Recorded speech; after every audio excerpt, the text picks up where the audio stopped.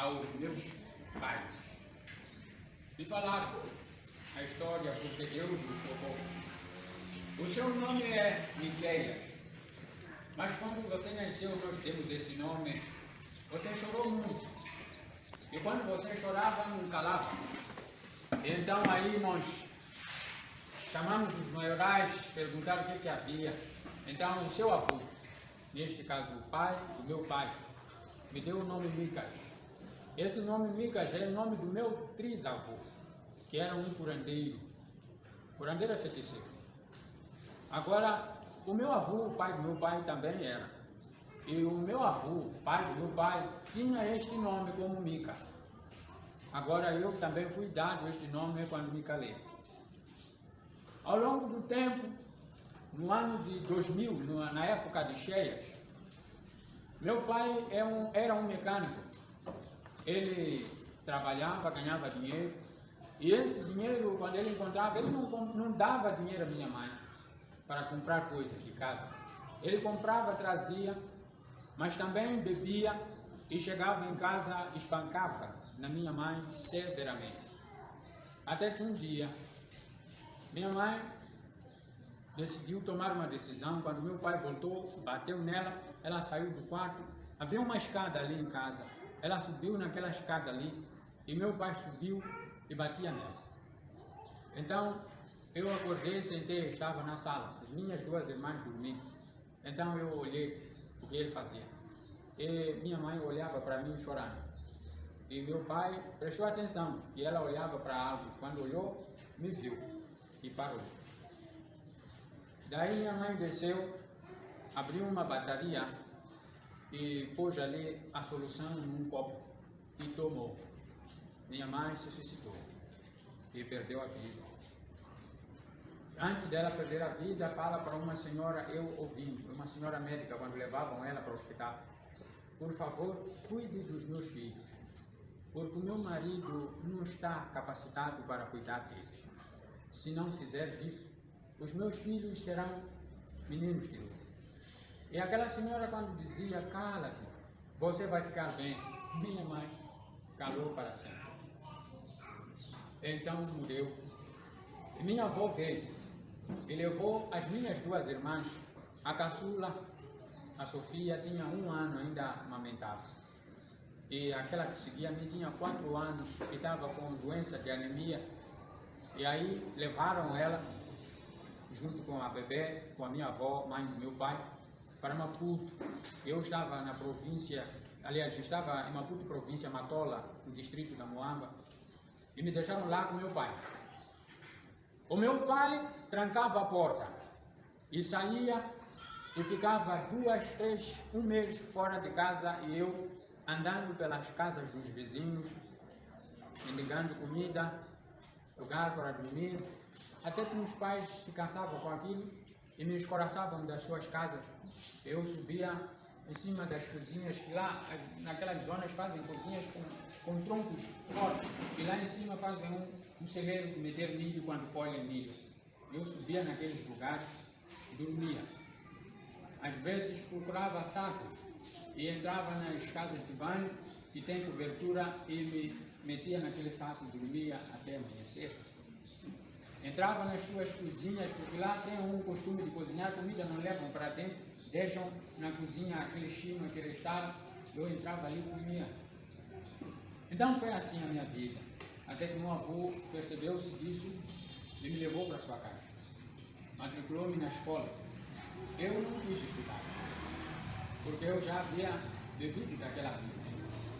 Então ali eu deixei de estudar, quis seguir a escola.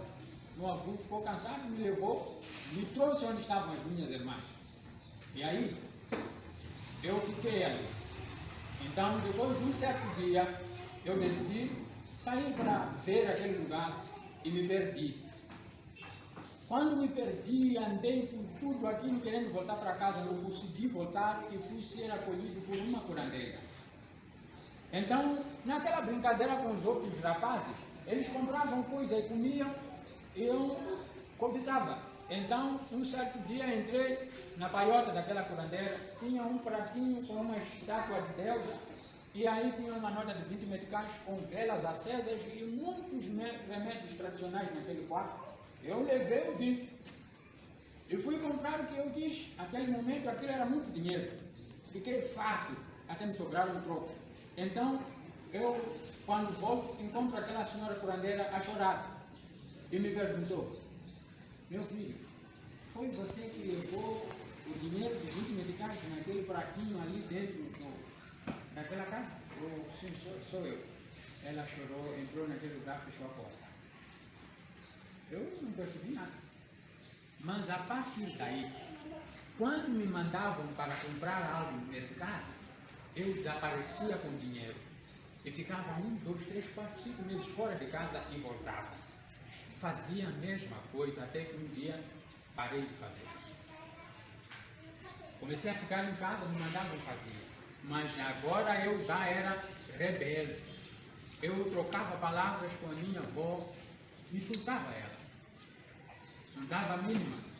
Eu mesmo agredi o meu próprio pai com as minhas mãos, batendo nele. Então, passado isso, eu fazia biscatos em uma casa. Esses biscatos eu ganhava dinheiro e um dia eu roubei um valor de 10 mil naquele lugar. E aquele valor que eu roubei, descobriram que era eu e fugi de casa.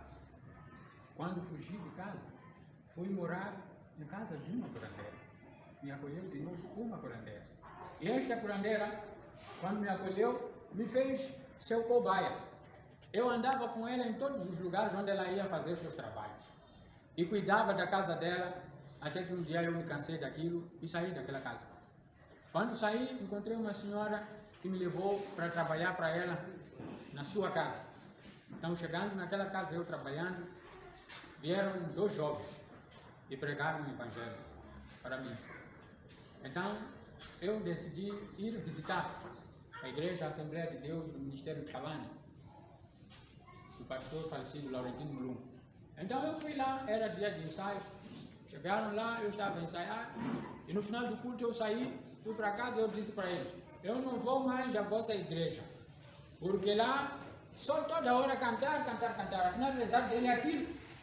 Foi assim, eu fui para casa, aquilo era uma quinta-feira, foi sexta, sábado de madrugada eu estava a sonhar cantando uma canção que minha avó gostava de cantar tanto. Eu acordei naquele sábado todo cantando até o final do dia e levantei sozinho, fui até a igreja. E assim Deus me chamou. Porém, eu não levava nada a sério do Evangelho. Eu adulterei dentro da igreja. Eu furtei dentro da igreja. Eu menti, enganei dentro da igreja. Eu me prostituí dentro da igreja.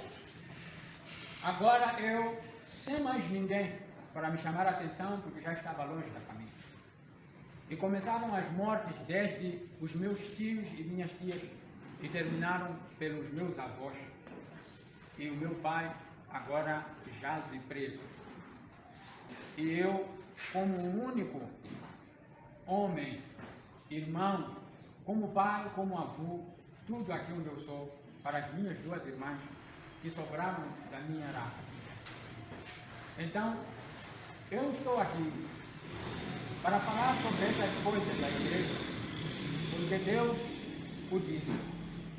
Há pessoas no meio da gente que não terão essa oportunidade que eu tive.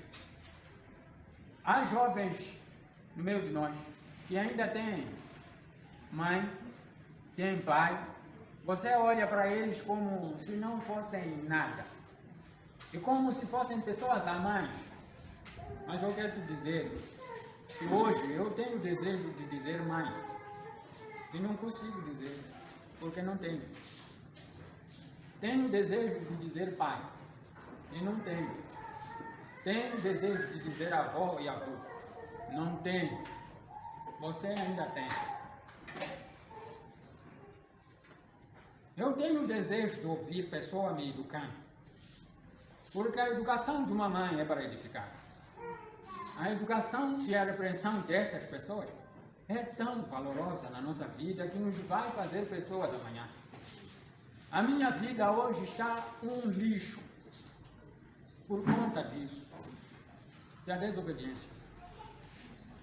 Estou numa província longínqua, porque o meu nome já cheira mal. Eu sou o Lázaro e preciso da voz de Jesus clamar para eu sair fora. E preciso de ouvir Jesus: desatai-o e deixem ir. Já sou um homem crescido. Desejo me casar, desejo ter uma casa, desejo ter minha família. E não posso. Mas você ainda tem oportunidade. Mas Deus diz que, se mesmo você passar numa situação como essa que eu passo, Ele diz que por mais que seu pai e sua mãe te desamparem, Ele te acolhe. Deus, Ele verte o seu leite para aqueles que não têm mãe para dar de mamãe. Deus, Ele providencia paz para te educar em um lugar onde você não tem ninguém para te chamar a atenção. Agora, amados, prestem atenção na oportunidade que vocês têm e deem valor, porque assim diz o Senhor: não são todos que terão a oportunidade que você teve. E Jesus disse: onde estão as pessoas que queriam te apedrejar? Ela respondeu: não está ninguém. E Jesus diz: eu também não te condeno. Vá e não peques mais. Jesus estava a dizer algo. Aquela mulher representava a igreja. E a igreja tem acusador que lhe aponta dedo, o diabo. Mas quando Jesus está e diz: quem não tem pecado, seja o primeiro a atacar a pedra, na minha igreja. E o diabo não tem poder de te atacar pedra na presença do teu Deus.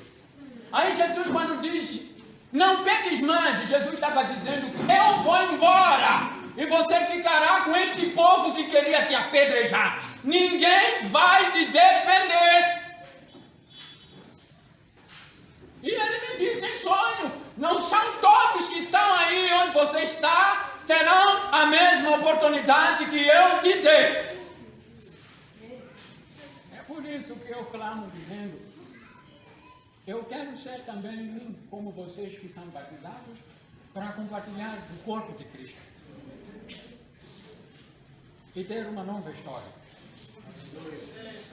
Aqui onde eu estou no asilo, para quando eu voltar, se Deus quiser, dizerem: na verdade Deus consegue levar um trapo e fazer pessoas. Deus consegue fazer essas coisas.